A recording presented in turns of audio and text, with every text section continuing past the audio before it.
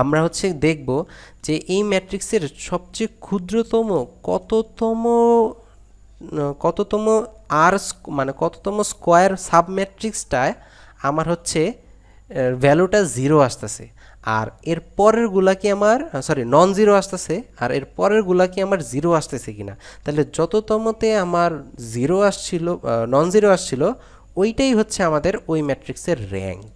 মানে হচ্ছে ধরা যাক আমি এখান থেকে একটা মাইনর নিলাম 2 ইন্টু, এখন তো এই ম্যাট্রিক্সটা হচ্ছে একটা 3 ইন্টু 4 অর্ডারের ম্যাট্রিক্স। তো এখান থেকে একটা সাব ম্যাট্রিক্স নেই যেটা হচ্ছে আমার ধরা যাক এরকম 2 ইন্টু 2 অর্ডারের একটা ম্যাট্রিক্স নেই। এখান থেকে যে কোনো ম্যাট্রিক্স হতে পারে, যেমন এফ জি জে কে, মানে এই যে এই চারটা ভ্যালু নিয়ে একটা ম্যাট্রিক্স গঠন করলাম। এখন এই ম্যাট্রিক্সের একটা ভ্যালু পাবো, এই ম্যাট্রিক্সের নির্ণায়ক যদি বের করি, সেই নির্ণায়কটা যদি আমাদের নট ইকুয়ালস টু জিরো হয়, এটা তো একটা 2 ইন্টু 2 অর্ডারের একটা সাব ম্যাট্রিক্স। আর এটার আপার মানে যে 3 ইন্টু 3 অর্ডারের যদি একটা স্কোয়ার ম্যাট্রিক্স বের করি, স্কোয়ারই হতে হবে, অন্য কোনো হলে চলবে না, এর বড় স্কোয়ার, এর বড় স্কোয়ার মানে 3 ইন্টু 3 অর্ডার সম্ভব। তাহলে এইখানে এই ম্যাট্রিক্সের মধ্যে যত 3 ইন্টু 3 অর্ডার ম্যাট্রিক্স বের করা সম্ভব, ওই সবগুলো যদি ইকুয়ালস টু জিরো হয়, তাহলে আমাদের এই ম্যাট্রিক্স মানে এই ম্যাট্রিক্সের র্যাঙ্ক হবে হচ্ছে 2। আমি কি বুঝাইতে পারছি জিনিসটা?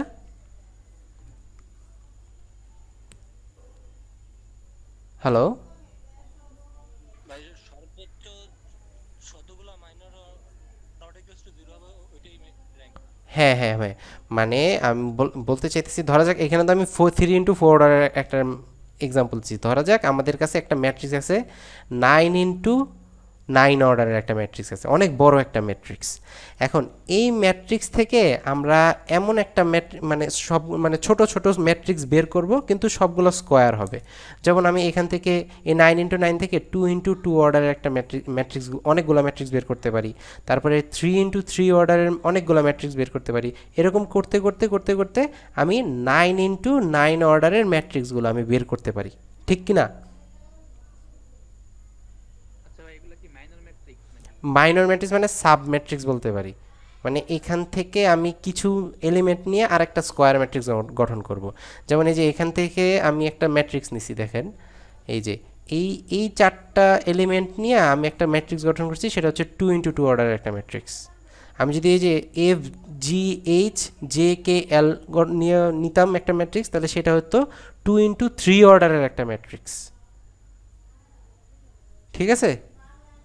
কিন্তু ভাই মানে মাইনর তো ইয়া হতে হবে, মানে স্কোয়ার হতে হবে না?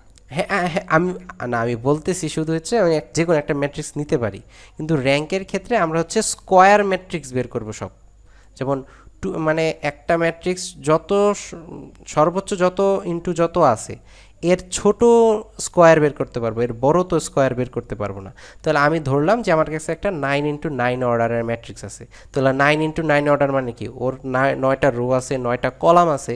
তো ওইখান থেকে আমি হচ্ছে এলিমেন্ট যদি নেই, তাহলে সেখান থেকে আমি স্কোয়ার ম্যাট্রিক্স যদি বের করতে চাই, তাহলে সেখান থেকে আমি সবচেয়ে ছোট 2 ইন্টু 2 এর একটা স্কোয়ার ম্যাট্রিক্স বের করতে পারবো। তারপরে এর বড় 3 ইন্টু 3 অর্ডারের একটা স্কোয়ার ম্যাট্রিক্স বের করতে পারবো, একটা বলতে অনেকগুলোই বের করতে পারবো। এরকম করতে করতে কি আমি 9 ইন্টু 9 অর্ডারের ম্যাট্রিক্স বের করতে পারবো না? 9 ইন্টু 9 তো একটাই হবে। জি ভাই।